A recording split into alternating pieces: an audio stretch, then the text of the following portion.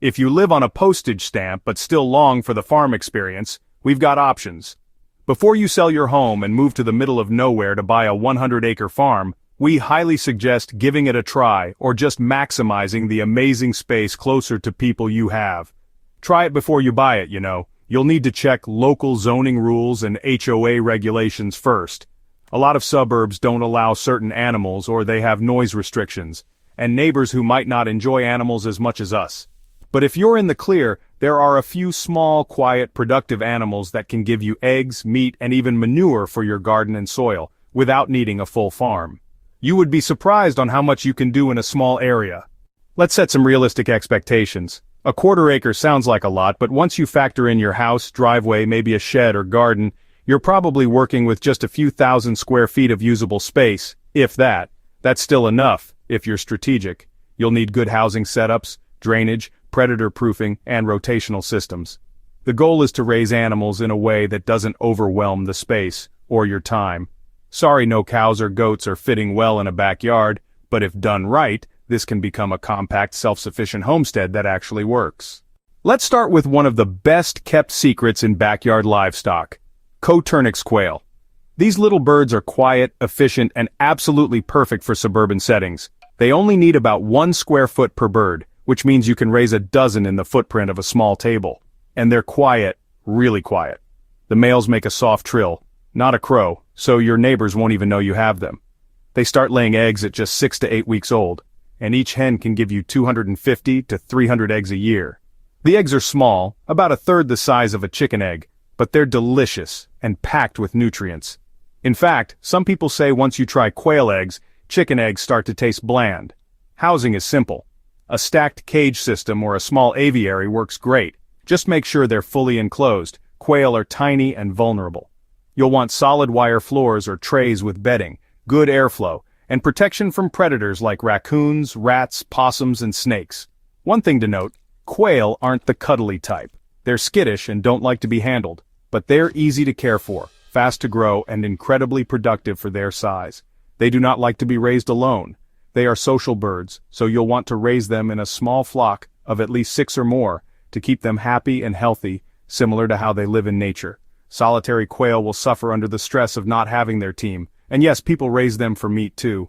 They're considered a delicacy in many parts of the world, and a quail reaches harvest size in just 8 weeks. Even on a quarter acre, you could run a few dozen in cycles without taking up much space.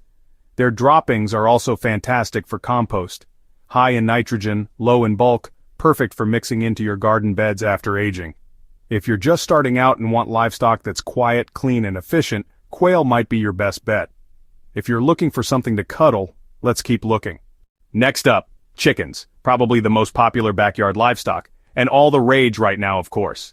Even with limited space, a tiny flock of 3 to 5 hens can give you a steady supply of eggs, fertilizer, and pest control.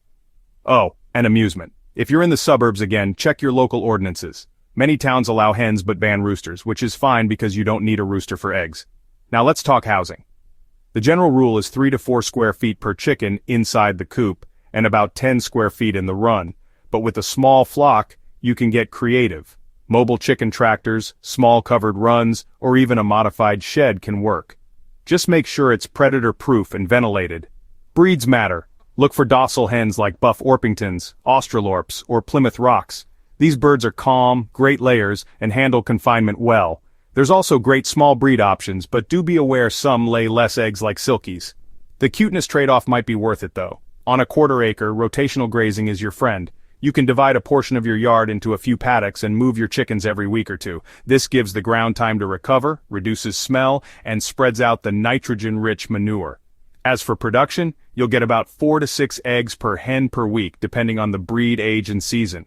Chickens do not lay eggs day one, it takes time. We just want to do a little plug here that if you bring on any livestock, it's important to understand their needs before you go buy them, not after. Okay, end rant. That's plenty of eggs for a household, and maybe even a few extras to trade or give away. If you have excess eggs, there's this great app in the US called Red Hen that lets you sell your eggs locally. And bonus, chickens eat food scraps, weeds, bugs, and even garden pests. They're like feathered composters that make breakfast along with unique companions.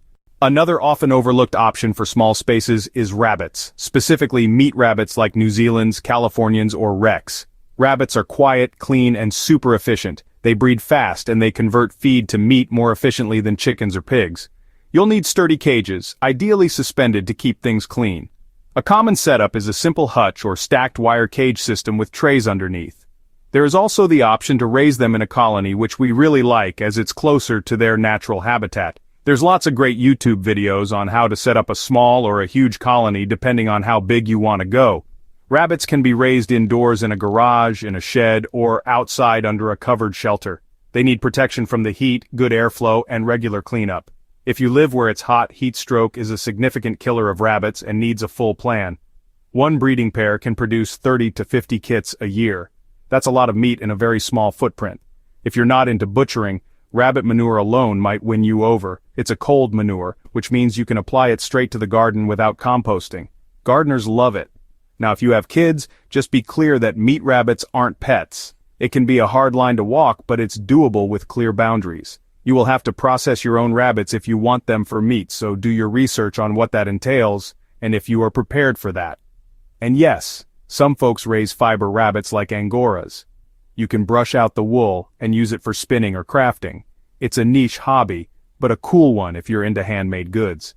Let's talk ducks. Yes, ducks can thrive in a suburban backyard and they're a great alternative to chickens, especially if you deal with wet conditions or have slug problems. On 1/4 acre, a small flock of 2 to 4 ducks is manageable. They'll need similar housing to chickens, about 4 to 6 square feet per bird inside and a secure outdoor area.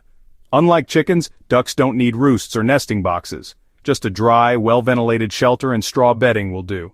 Now, water is key. You don't need a pond, but you do need some kind of open water container they can dunk their heads into and splash around. A kiddie pool or large tub is usually enough. Ducks make a mess, so plan for mud and moisture. Popular backyard breeds like khaki Campbells and Welsh Harlequins are excellent egg layers, sometimes outlaying chickens.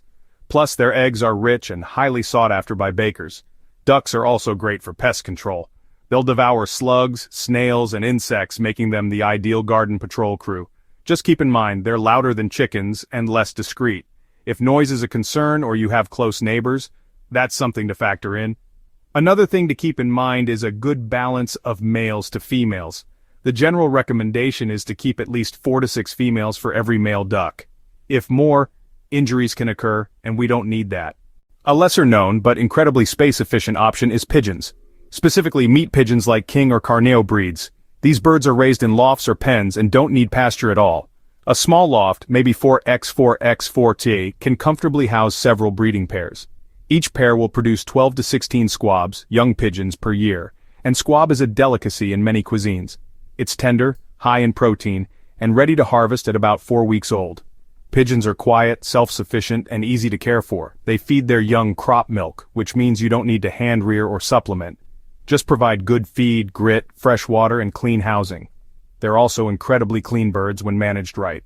No smell, no mess, just quiet productivity in a compact package. Plus, if you're interested in traditional homesteading or rare breed preservation, pigeons have deep historical roots. They were a staple protein in Europe and colonial America long before chickens took over. They also might provide an alternative meat source for people with alpha-gal. Let's close out with some bonus idea for folks looking to get the most out of 1/4 acre. Bees are an excellent choice. You don't need much room to keep a couple of hives, and the payoff is huge. Honey, wax, pollination, etc. While bees do require some training and gear, they don't compete for space or feed with your other animals. Probably not a great idea if you have young kids or close neighbors, though. If you have the space, we can't recommend them enough for pollination and, the future of our planet.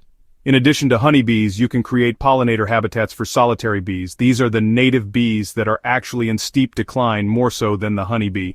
Pollinators, including solitary bees, carry out a vital role in pollinating our crops and also flowers and trees. In some parts of China, pollination is already being undertaken by hand using paintbrushes because there are no bees left to do it naturally. We used to think that honeybees were the biggest contributors to crop pollination, but that simply isn't the case today. All types of bees are important. Solitary bees don't live in hives but nest individually in small tunnels or hollow stems, and they're incredibly efficient pollinators. Providing habitat for them supports biodiversity and boosts pollination for your garden and forage plants, all without taking up much space. We will drop some links in the description to more resources. Encouraging both honeybees and solitary bees can make your 1/4 acre a pollinator hotspot, benefiting both your animals and your plants. And there you have it. Do any of these sound like a fit for your growing micro-homestead?